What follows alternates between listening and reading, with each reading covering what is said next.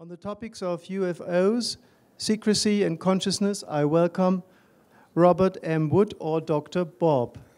Please. Thank you, Harold. Welcome, Bob, with me. When SSE started, Bob Jahn began to reveal his consciousness results, and Peter Sturrock reported on what astronomers said about UFOs. For example, the first issue of JSE has an article on each of these topics, and so does the second. Since then, the percentage of consciousness topics has increased, and the percentage of UFO topics has gone to virtually zero. Around 2000, I was on the council and was asked to lead a UFO panel.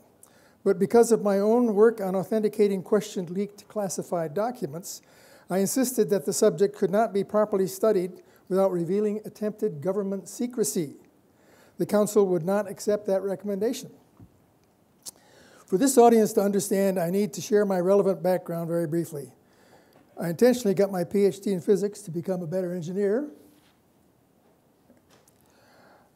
and worked for one company for 43 years, beginning in missile thermodynamics, radar discrimination, research and development management, guiding scientists to get good evaluations, the International Space Station design, and space launch vehicles.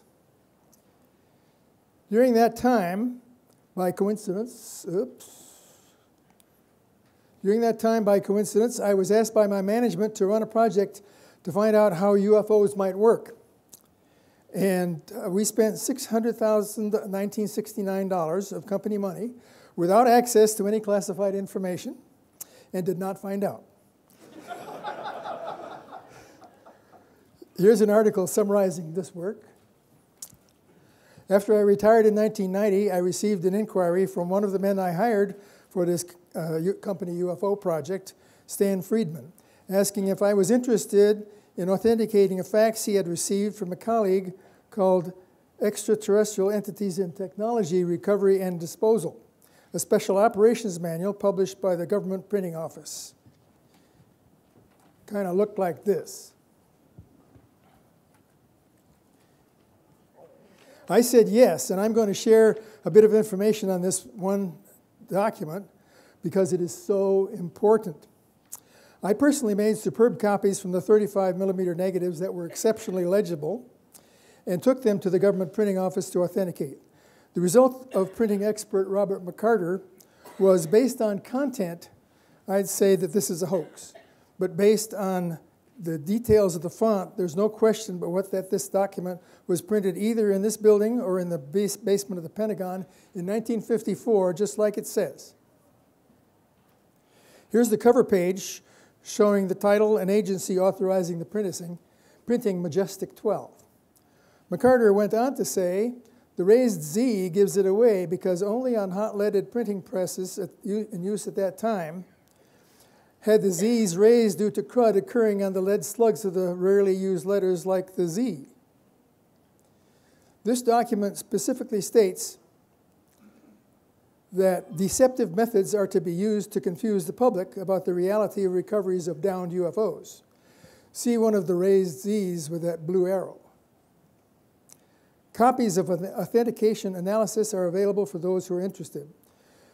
This example illustrates the point that clearly only through access to formally classified information will the public ever have a chance to discover the truth about flying saucers.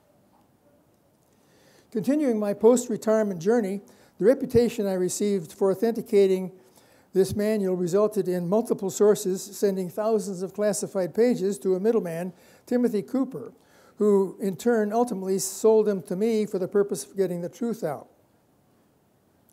We're talking about 100 documents here and 4,000 pages relevant to UFOs, many of them stamped top secret, as it shows in the right column. You can see the original scans at my son's website, www.majesticdocuments.com. I therefore became a sort of a well-known expert around the year 2000 when an acquaintance of Hal Puthoff wanted to authenticate these documents so badly that he actually wrote a check for $500,000 to me and my son and partner Ryan if we would lend them to him. We did, and the check did not bounce. And Ryan and I were also retained to make a 1-hour documentary called The Secret, which still airs from time to time. My son took the initiative to plan an annual crash retrieval conference each year in Las Vegas, inviting only the most credible and well-known speakers. This enhanced my UFO reputation when a fellow by the name of William Tompkins was being interviewed by CUFOS, the Center for UFO Studies. A note was written by reputable SSE member Mike Swords, who was researching the attendees of the civilian saucer investigation. And from his notes, he wrote at the bottom, says, "What might Bob Wood know about this?" The net result was that Bill Tompkins called me, and so I met Bill Tompkins. Although I was initially stunned by the alleged facts he presented as being incredible, I listened, having been trained during my career at Douglas to not jump to conclusions until you heard the whole story, and was amazed to find that Bill and I had not only worked for the same company, but at the same time for some of the same people, and that everyone he mentioned I knew of or knew, and that I even had seen a couple of the memos that had his name on them. He had been trying to tell his life story about the secrets he had been exposed to and had tried several editors to help him write it. I started in about 2009 and was published in 2015, selected by Extraterrestrials, and it's actually a pretty good seller on Amazon right now. His claims, based on his involvement with the Navy secret activity, included the following. You're not going to believe this, but this is what he said. He died in 1994, a couple of years ago, but he began as a talented kid whose first job in the Navy was to be a courier for what was said by 29 Navy spies from Nazi Germany during 1942 to 45. His claims are that the Germans had a relationship with a reptilian race in Antarctica, that they gave the Nazis working saucers, that key Nazis in saucer manufacturing escaped to Antarctica. His work in a secret think tank in the 50s was to help design a Navy Space Force, that young Bobby Ray Inman was involved. Later, at TRW, he saw the uncensored Armstrong moon landing showing alien craft. Now, he was a draftsman, so this is a very accurate statement of what he saw on TV. This was drawn from the images he saw on live TV on a screen during the moon landing in a secure facility. The point is that these claims, if factual, represent a huge, near unbelievable success in keeping secrets from the public. I see a lot of your eyes are glazing over. After this talk, when you leave this room, you will just toss out of your mind the possibility that they're true, unless I tell you how secrets are successfully kept. The phrase military intelligence is not an oxymoron, as proven by the secrets in the manual I just described. In the next 4 minutes, I will share with you the sophisticated techniques used to keep the public in the dark about the UFO program and interaction with extraterrestrials, beginning with two very powerful principles. One, hide the money in unacknowledged special access programs.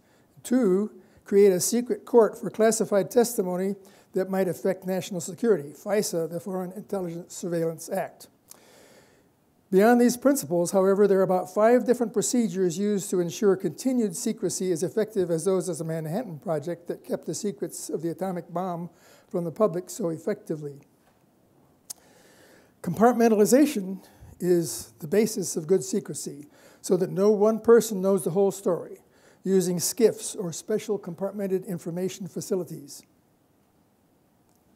People given security clearances are pre-selected for honesty and loyalty, low potential for blackmail, and detailed analysis, including asking neighbors about personal activities, and a will-to-do attitude, even if illegal. Those who become involved, for the most part, are indeed inherently loyal, and with absolute sincerity, plan on never violating their oaths. If an agency is suspicious that they might be leaking secrets, it can resort to direct threats, fines, loss of pension blackmail, or jail time, and occasionally assassination. See the example of assassination of Secretary James Forrestal obtained from a leaked CIA document, showing the words that his death was deemed unnecessary and regrettable, And that's what it says here, necessary and regrettable. Here are the more legible words. Finally, beyond these obvious techniques, there's a vast array of more subtle psychological warfare techniques shown on the next two slides. There's a suppression of both civilian and military pilot reports and daily control over what the mainstream media says. The UFO topic's buried in New Age. Witnesses are often asked how much they've drunk. The government lies if they feel they should, systematically burying sensitive archival materials, ranting about conspiracy theories, exposing real data to check out counter magazines or Hollywood movies, and maybe leaking fakes to confuse researchers.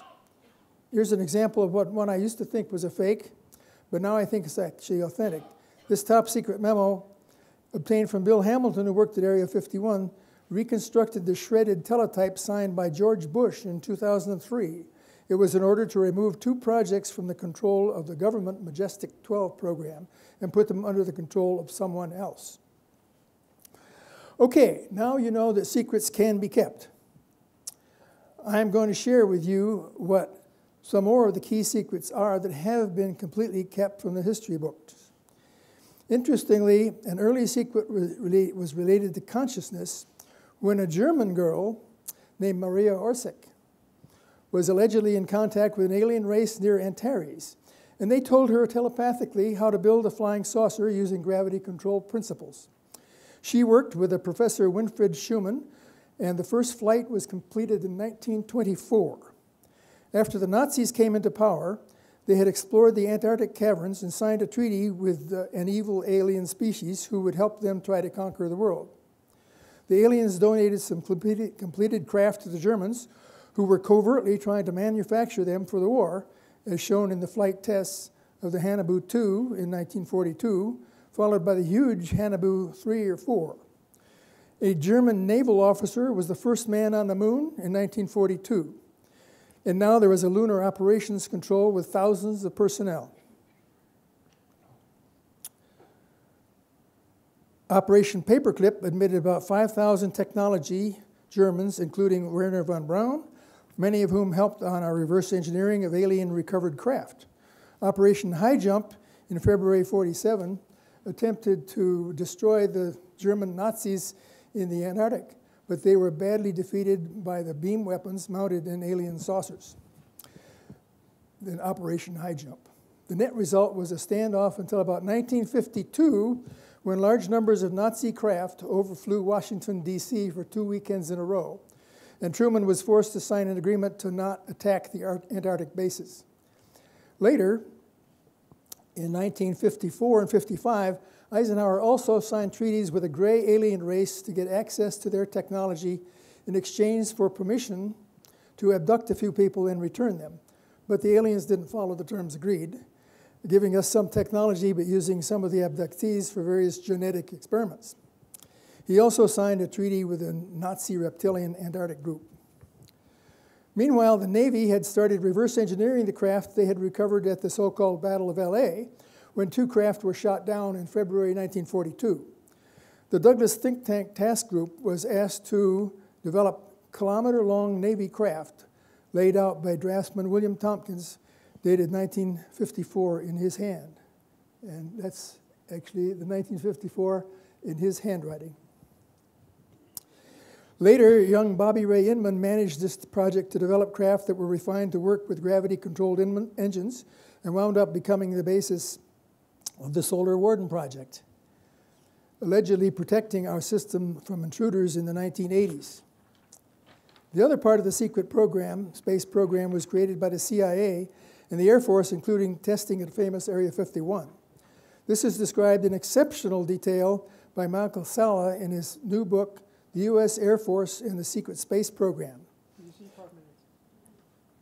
Thank you. They were also successful in creating craft, including the TR-3B, thought to be a hyperoptic transport craft. The CIA had also been deeply involved in controlling and monitoring possible soldiers using, in many cases, unethical procedures, and apparently developed a 20 and back age regression program that permitted qualified military people to sign up to work for 20 years in space, then be transported in time back to where they were and age regressed. So how does this history of ufology relate to consciousness?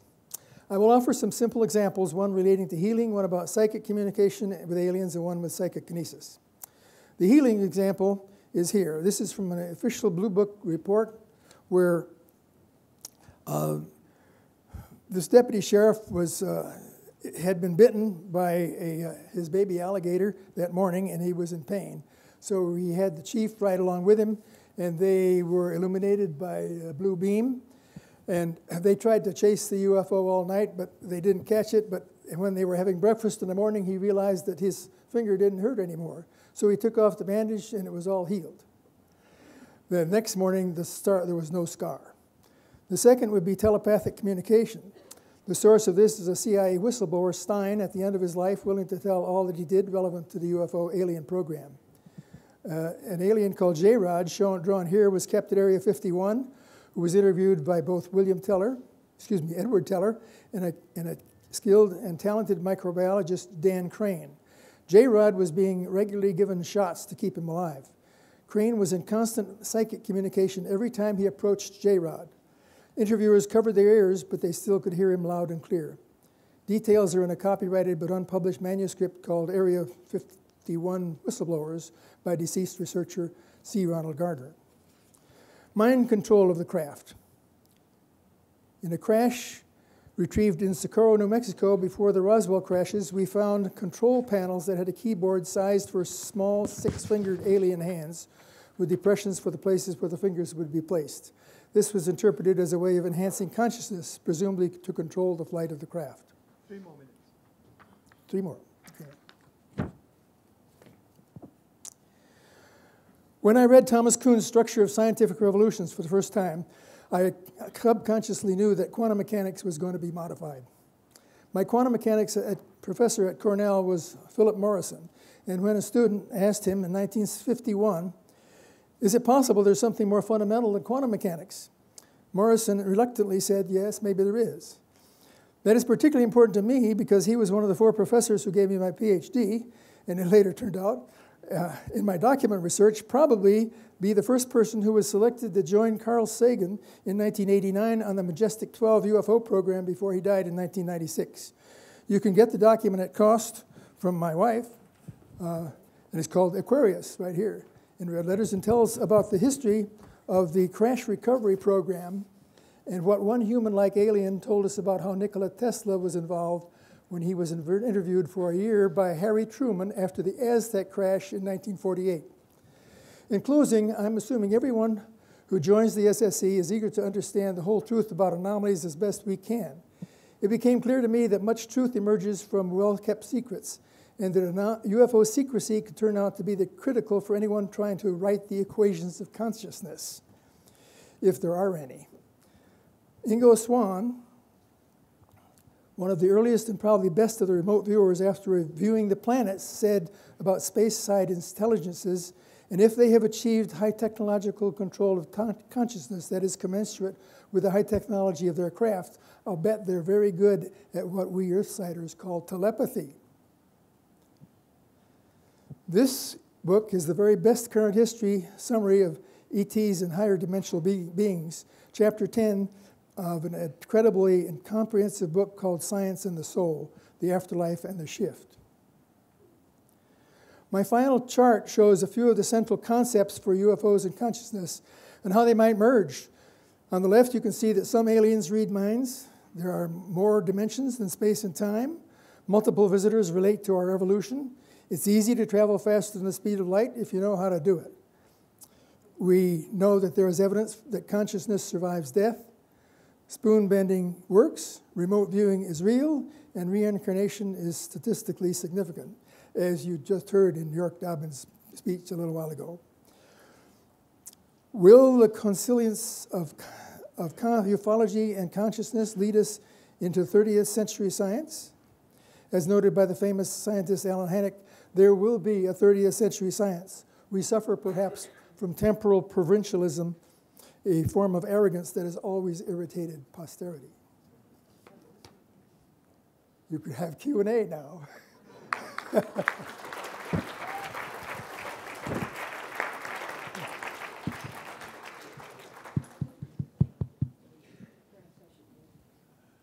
Thank you very much, Bob.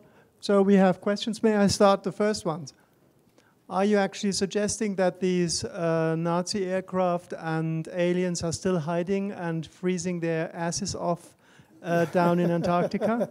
Yeah, the evidence is that they're still there together. They've evolved over the decades since that time, though. Okay.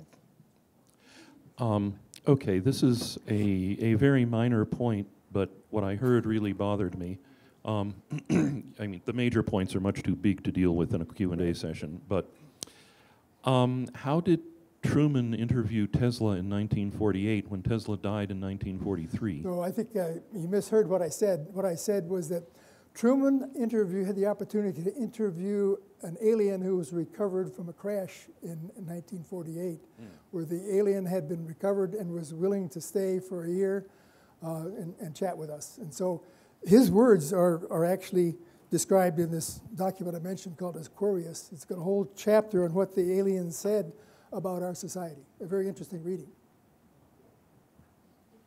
Okay, so two questions. One is, I'm just going along, let's assume the reptile people or aliens are in Antarctica. To what, I mean, do you have the thought then that, for instance, the United States' inability to try to do anything about climate change has to do with like actually wanting to make it so that there's no place for them to live? So that's one thought I had. And I want to know what you think of it. And then the second thing is, do you actually know how to travel faster than the speed of light? Or are you making the assumption that because it's been, in your view, shielded, that therefore anything that's been shielded is true? And I worry about that assumption, that anything that, because that seems like another way to deceive. Well, you had multiple questions in there, but Yeah. As far as Antarctica is concerned, I do believe that they're still there in caverns underground, and that some of the heat that is associated with the normal living quarters there may in fact be slightly related to global warming. But the other question, when I said travel faster than the speed of light, the point that I was making is that the Navy and the Air Force put the best scientists they had in the entire country, and some Germans too, on the problem of figuring out how they worked. And they figured out how they worked. And the Air Force in particular, in creating this TR-3B, is I believe there's evidence that it's hyperoptic. It will go faster than the light. You can go to the stars and come back in a few hours. So you have that secondhand, like you haven't seen that, but you've heard No, from no, no. people who in you fact, feel like. I'm the only UFO person I know who claims I've never seen one at all. Yeah, okay. Thank you. That has to be the last one, I think. It's a very short one. Wait. In 1947, when I was 8 years old playing in my front yard in Pittsburgh, Right. I went in at noon to listen to the news, and it was announced that a flying saucer had landed near Roswell, and there were creatures, and I thought that was fascinating. The next day I went in and listened to the news. It was a mistake. They were weather balloons. That's right. Recently, I came across a book, The Day After Roswell. Yes. It was by Colonel Corso. Yes. He is the guy who received the hardware from the crash site and read the autopsy reports from Walter Reed on the creatures. A very interesting history. Yes, and of that what happened. English book actually didn't have 5 of the things that they had discovered that we've been using now as high technology. So I have to preface my remarks by assuring you, so I went from a sympathetic agnostic to being absolutely convinced that UFOs or UAPs are almost certainly some kind of non-earthly craft piloted by some kind of intelligent or some intentional entity, right? So I'm not a skeptic or a disbeliever here. But it seems to me that when you're talking about how they kept all of this secret, that seemed to be an attempt, and I don't know if that came from you or somebody else. I'm having a little hard time deciding what was you and what was somebody you were talking about, right? So that seemed to me an attempt just to plug a hole in the criticism against the secret U.S. alleged secret U.S. UFO program, right, or whatever we want to call it, in that for a long time people said, well, if there's such a big deal going on, why hasn't somebody spilled the beans? I mean, we can't keep anything secret in the United States past a certain level, right? And so your argument seemed to be that, or whose ever argument that was. But it was interesting because it didn't match with how, in some respects make sense, but other respects didn't match with my experience in the intelligence community.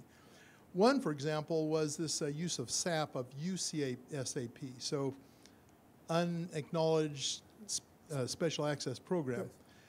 Yes. I spent roughly 10 years working with SAPs, and I never, ever heard that term. And it's actually, in a way, not even essential to put you in it. This is such a specialized discussion, I think you should continue. Well, I'll say, I only have one more thing to say, too. The other thing had to do with SCIFs. The way you use SCIF up there is actually not standard either. I mean, I never experienced SCIFs being used the way that you describe it. So I understand it's specialized, but I'm just dubious about that part of the talk. So, Well, thanks. okay, thank you. The answer is we did keep all these secrets. You should answer him in the coffee break. Yes, I will. Because we need to move on. It's now our next speaker.